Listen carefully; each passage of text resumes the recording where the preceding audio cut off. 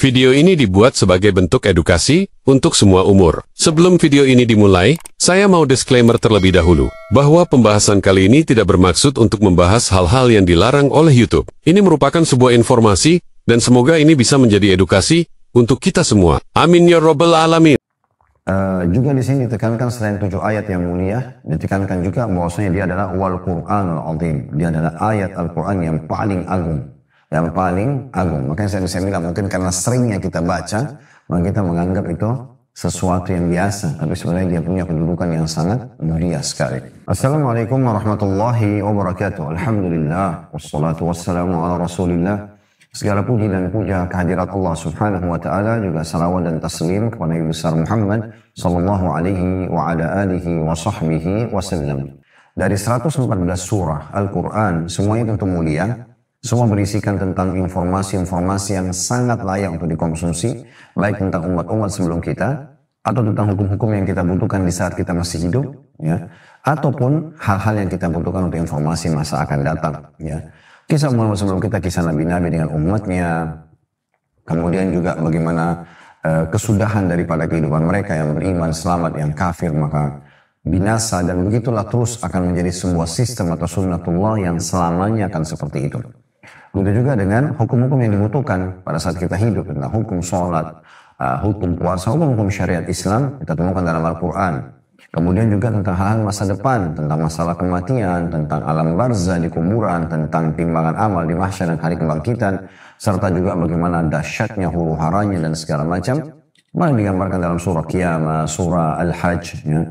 Kemudian juga sampai ke masalah surga dan neraka. Semua ini adalah hal yang luar biasa, hanya bisa kita temukan dalam Al-Quran, dan hanya Al-Quran yang masih otentik tentunya sampai hari kiamat nanti, karena Allah subhanahu wa ta'ala berjanji akan menjaganya. Inna nahu nazzalna dzikra wa inna lahu lahafizun. Kami turunkan az-zikra atau Al-Quran dan kami pasti akan menjaganya.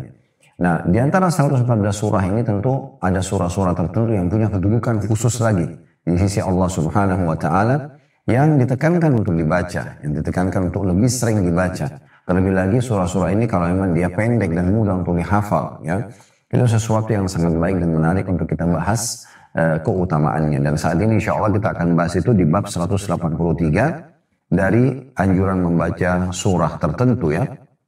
Hadis pertama dalam bab ini langsung saja kita bacakan, nomor 1016, ya. Berbunyi dari Abu Sa'id Rafi' bin Al-Mu'alla radhiyallahu anhu, beliau berkata, qala li Rasulullah sallallahu alaihi wasallam, ala u'allimuka a'zama suratin fil Qur'ani qabla an takhruja min al-masjid? Fa akhadha bi yadi falamma aradna an nakhruja qultu ya Rasulullah innaka qulta la'u'allimannaka a'zama suratin fil Qur'an.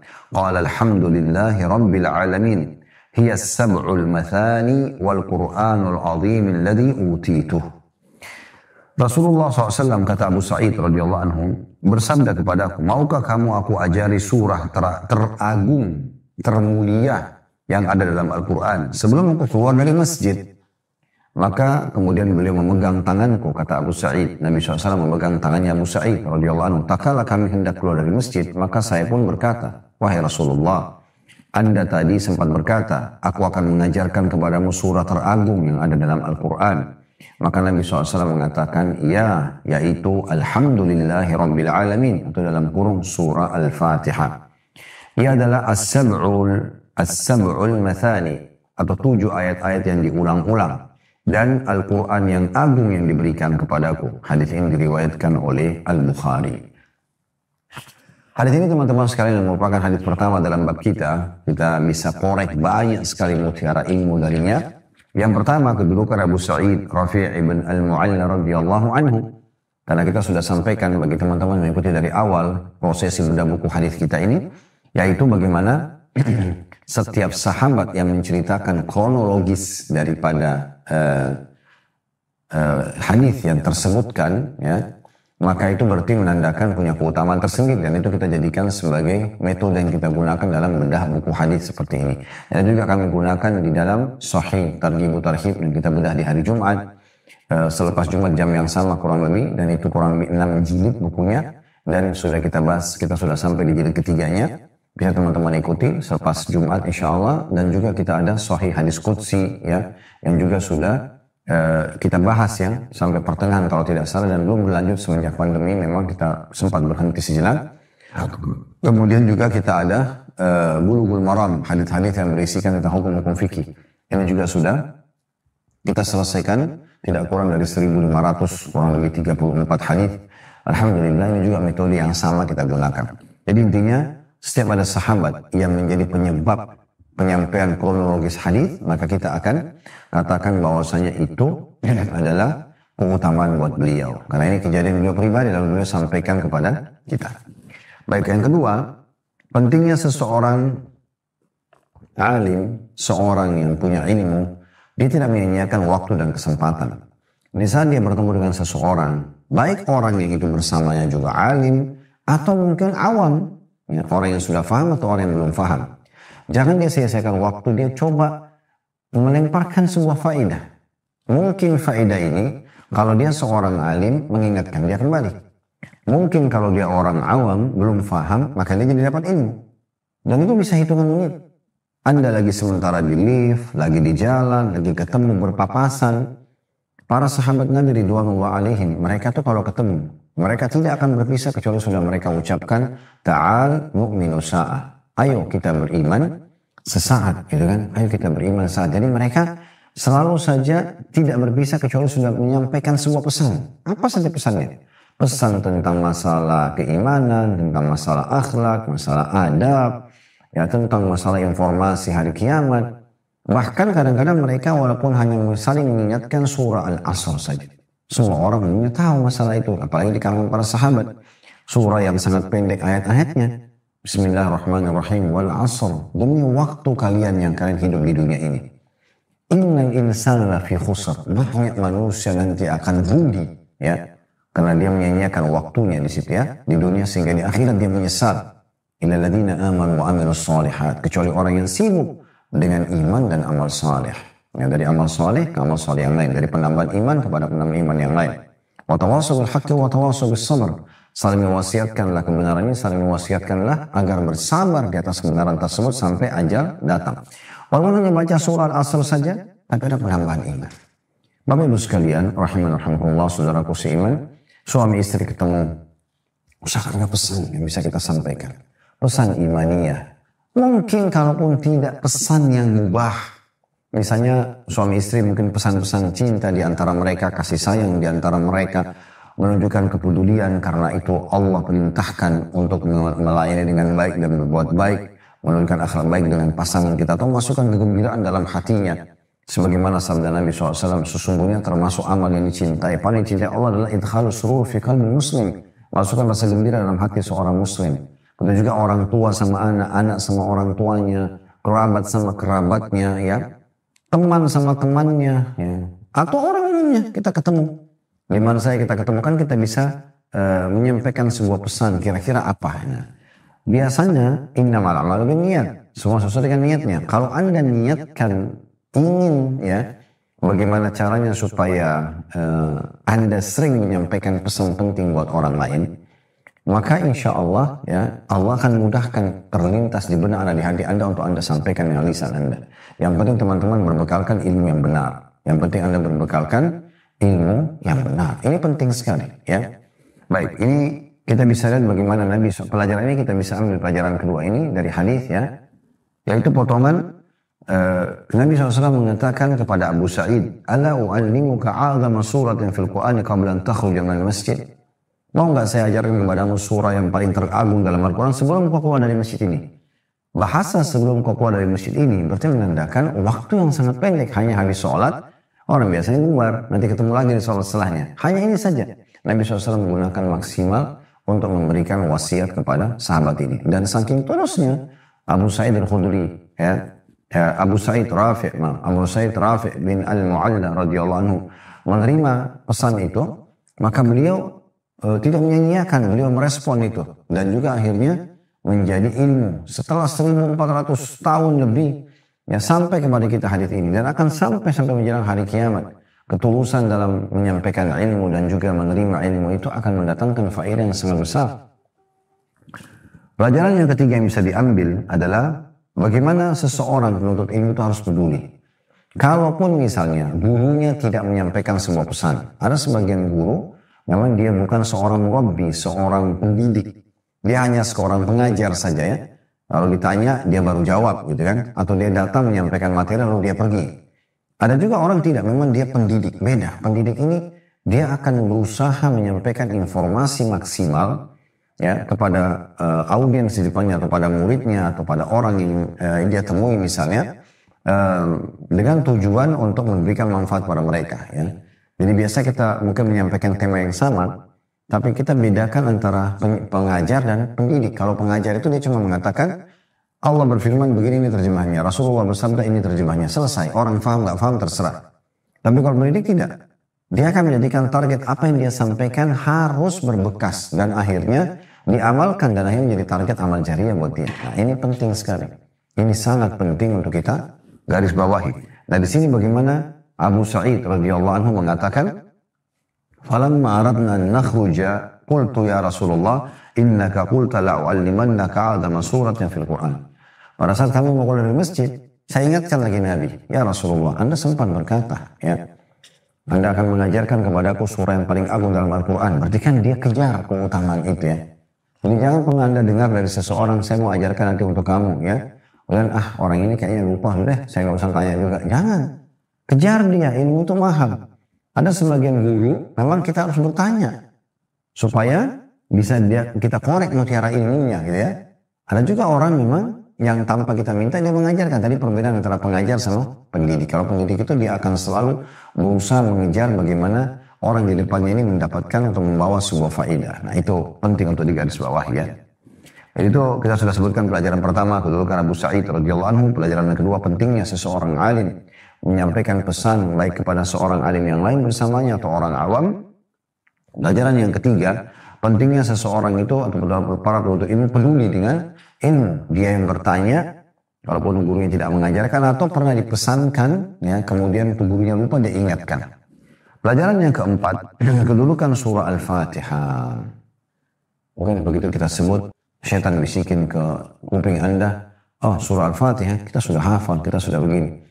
Kadang-kadang subhanallah karena ringannya, Allah ringankan kita untuk menghafalnya, dan juga karena seringnya diulang-ulangi. Makanya dikatakan kan sifatnya sab'ul mathani, 7 ayat yang terulang-ulang ya. Karena selalu dibaca dalam sholat Al-Fatihah gitu kan.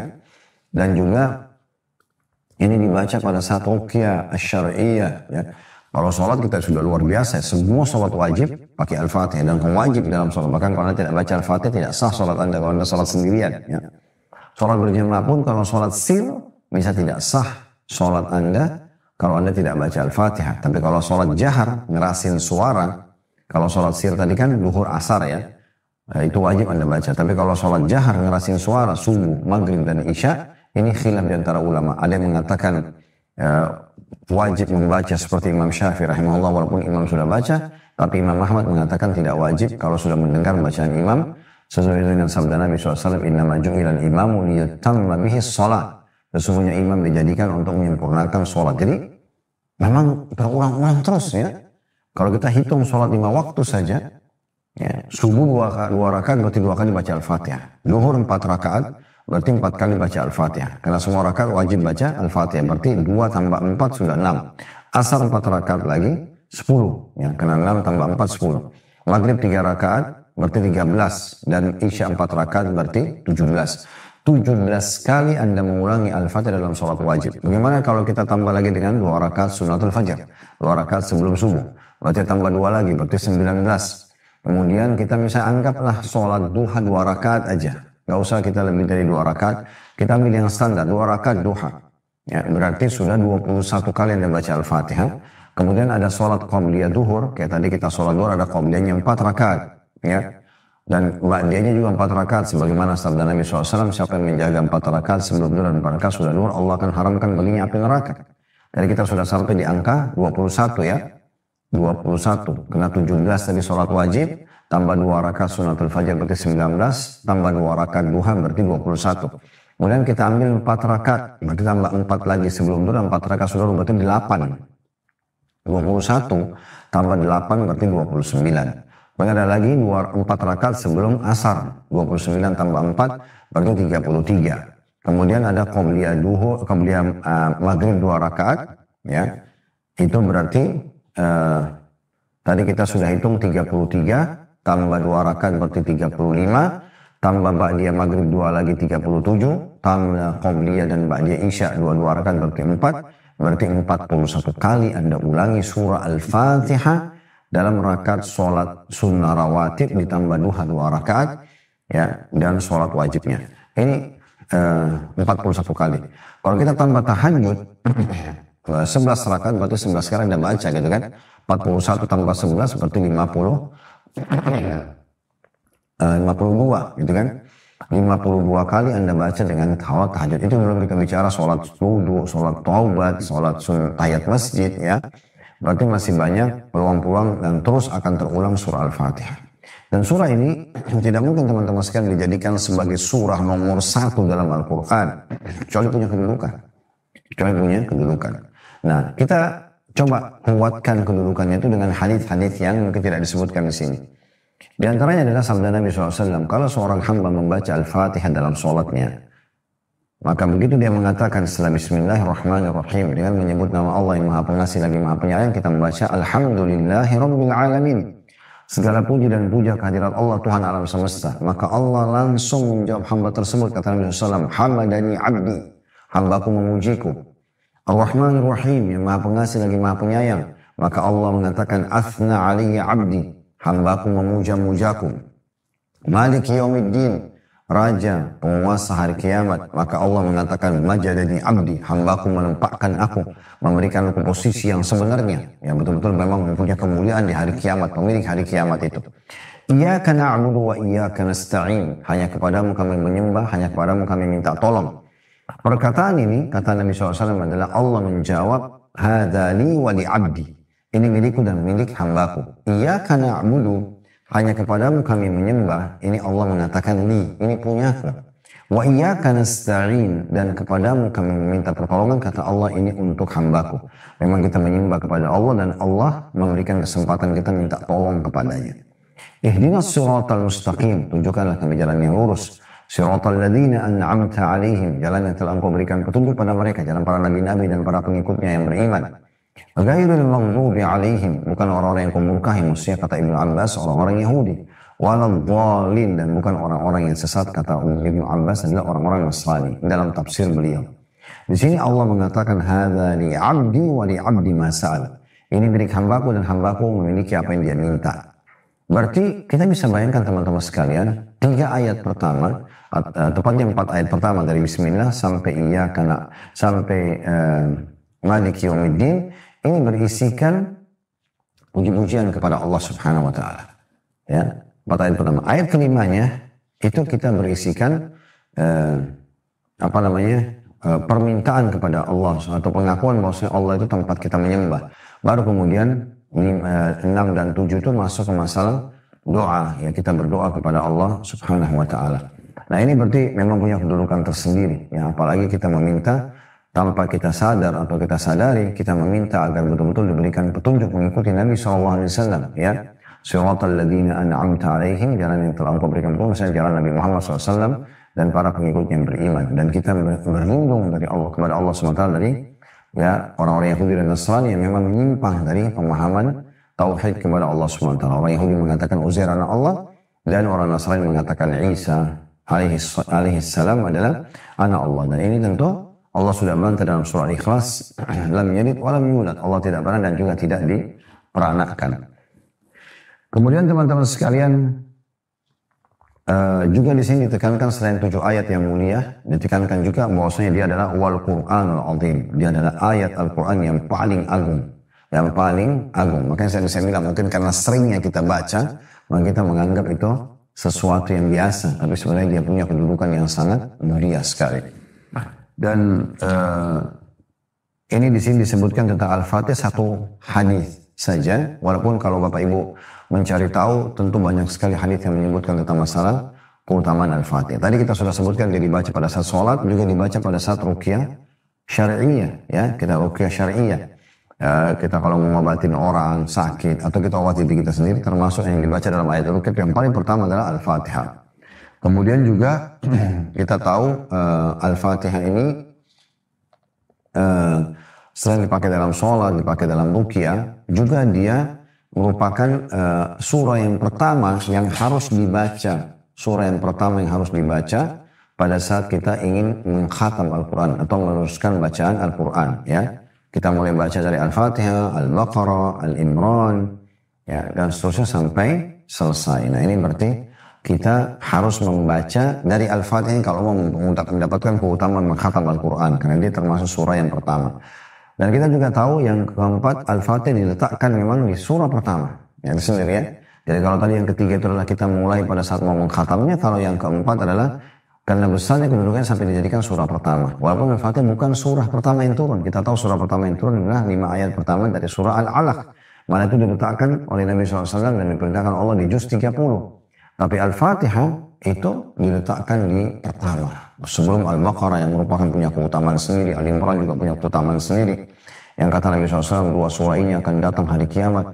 Membela pembacanya sampai diberikan syafaat atau memberikan syafaat pertolongan agar masuk dalam surga pembacanya ya. Nah seperti itulah.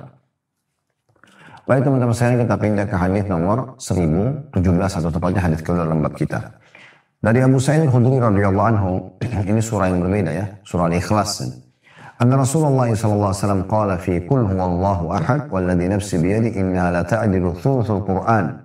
Bahwa Rasulullah SAW bersabda tentang qul huwallahu ahad atau surah Al-Ikhlas, demi zat yang jiwa pada di tangannya, sungguhnya dia betul-betul menyamai sepertiga Al-Quran. Dan dalam sebuah riwayat, masih nomor 1017 ya, anna Rasulullah SAW qala ya ashabi ayajizu ahadukum an yaqra' bi thuluthil Qur'ani fi laylah fashaqqa dhalika alaihim wa qalu ayyuna yutiqu dhalika ya Rasulullah faqala qul huwallahu ahad Allahus samad thuluthul Qur'an. Wa Rasulullah SAW bersabda kepada para sahabat beliau, apakah salah seorang di antara kalian tidak mampu membaca sepertiga Al-Quran dalam satu malam? Maka hal itu terasa berat oleh para sahabat. Kemudian mereka berkata, siapakah dari kami yang mampu melakukannya wahai Rasulullah? Maka Nabi SAW mengatakan, Qul huwallahu ahad, Allahus samad, atau tepatnya surah Al-Ikhlas sampai akhir adalah sepertiga Al-Quran. Diriwayatkan oleh Imam Bukhari. Baik, ini tentang keutamaan surah Al-Ikhlas. Kita akan coba baca dulu ya. Kurang lebih ada 4 buah hadis ya. Kita akan selesaikan dulu baca semua hadisnya, baru kemudian kita korek mutiaranya ya. Hadis 1018 masih tentang qul huwallahu ahad dan masih sahabat yang sama Abu Sa'id Al-Khudri radhiyallahu anhu berkata, "Anna rajulan sami'a rajulan yaqra' qul huwallahu ahad yuraddiduha." فلما أصبح جاء إلى رسول الله صلى الله عليه وسلم فذكر ذلك له وكان الرجل يتقلوها فقال رسول الله صلى الله عليه وسلم والذي نفسي بيده إنها لتعدل ثلث القرآن. Bahwa ada seseorang laki-laki mendengar seorang laki-laki yang lain membaca qul huwallahu ahad atau surah Ikhlas berulang-ulang. Maka keesokan harinya dia datang kepada Rasulullah SAW dan menceritakan hal tersebut kepada beliau. Orang tersebut memandangnya sebagai amalan yang sedikit. Maksudnya yang tidak membacanya. Dia anggap yang ulang-ulang yang Allah ini masa itu sih yang dibaca. Gitu ya. Kayaknya kurang gitu ya. Maka Rasulullah SAW bersabda kepada orang yang menganggap remeh dari baca Al-Ikhlas itu, demi zat yang jiwaku ada di tangannya, sungguhnya surah itu benar-benar menyamai pahala sepertiga Al-Quran. Diriwayatkan oleh Bukhari. Hadis nomor 1019 ya. Dari Abu Hurairah radhiyallahu anhu, Rasulullah sallallahu alaihi wasallam qala fi qul huwallahu ahad innaha ta'dilu thuluthul Qur'an. Bahwa Rasulullah SAW bersabda tentang qul huwallahu ahad atau surah Al-Ikhlas, sungguhnya ia benar-benar menyamai sepertiga Al-Quran. Hadis riwayat Muslim. Dan hadis terakhir tentang yang dibahasnya oleh Imam Nawawi rahimahullah tentang qul huwallahu ahad ya, nomor 1020. Dari Anas radhiyallahu anhu, beliau mengatakan, "Anna rajulan qala ya Rasulullah inni uhibbu hadhihi surah, qul huwallahu ahad." Qala inna hubbaha adkhalakal jannah. Bahwa seseorang berkata, wahai Rasulullah, sungguhnya saya benar-benar mencintai surah qul huwallahu ahad. Beliau bersabda sallallahu alaihi wasallam, sungguhnya mencintainya akan memasukkanmu ke dalam surga. Hadis ini diriwayatkan oleh Tirmidzi dan beliau mengatakan hadis hasan dan diriwayatkan juga oleh Al-Bukhari dalam sahihnya secara mu'allaq atau tidak diberikan nomor urut.